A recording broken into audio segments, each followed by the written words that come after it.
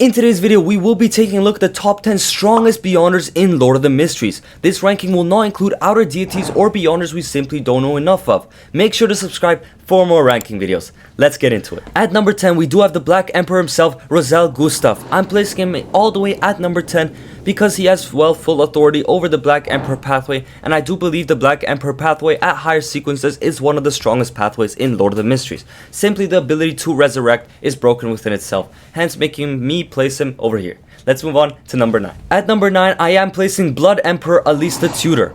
Now, he was a very powerful Beyonder, but he was a bit crazy because he switched from the Black Emperor pathway to the Red Priest pathway, which are non-neighboring pathways. However, every time he is mentioned and every time he is spoken of, even in Circle of Inevitability, they always describe him as a super fierce opponent, and of course he was one of the emperors that participated in the 4 Emperor War.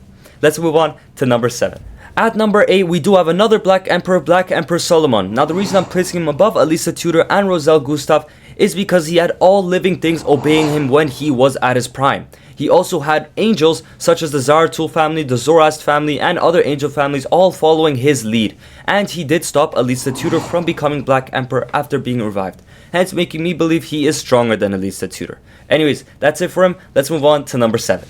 Well, if there was one Sequence 1 Beyonder to be on this list, it would be none other than Mr. Door himself, Bethel Abraham, one of the coolest characters in Lord of the Mysteries and one of the most powerful ones. The only known Beyonder to have all 3 Sequence 1 characteristics and the uniqueness and stay at Sequence 1, making him a king of angels. Now, he is very strong and can keep up with different gods. When he did come out of his sealment, he did ultimately try and become a Sequence 0 straight away, but was taken over by Amon willingly. So, not only a strong character, but also a very kind one. Let's move on to number 6. Now, at number 6, we do have our first sort of Beyonder at the half a great old one level, that being Death God Slinger, also known as the one who benefited the most from the War of the 4 Emperors. He gained the Red Priest pathway uniqueness while the other 3 Emperors all perished. Now, because he now had the Red Priest pathway uniqueness, and him being a Sequence 0 of the Death pathway, he tried to accommodate the uniqueness, even though it isn't part of his sort of neighboring pathways or part of his own pathway. Now, this did lead him into madness, but ultimately did raise his level to half a great old one, placing him above the other Beyonders on this list. Let's move on to number 6. Now, at number 5 and just above Death God Slinger is the Evernight Goddess herself.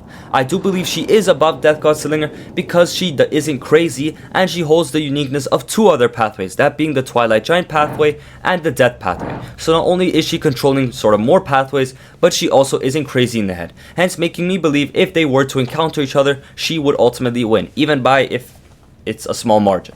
Let's move on to number 4.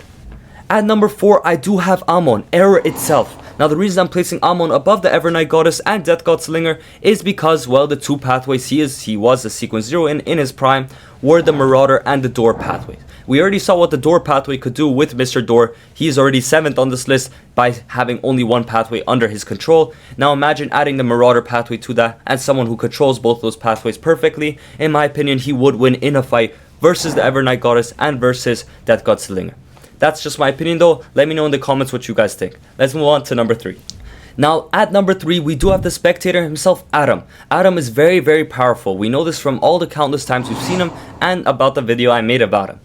Now, Adam, with the authorities of the Spectator and the Hangman pathway, can temporarily accommodate the Chaos Sea and envision the rest of the pathways within his group, ultimately allowing him to raise his level to half a great old one of the God Almighty himself for a short amount of time. Basically, what I'm trying to say is he becomes half a pillar of the universe for a short amount of time. Now, this power, of course, is supreme over anyone else that's come before him and would allow him to beat anyone that comes before him.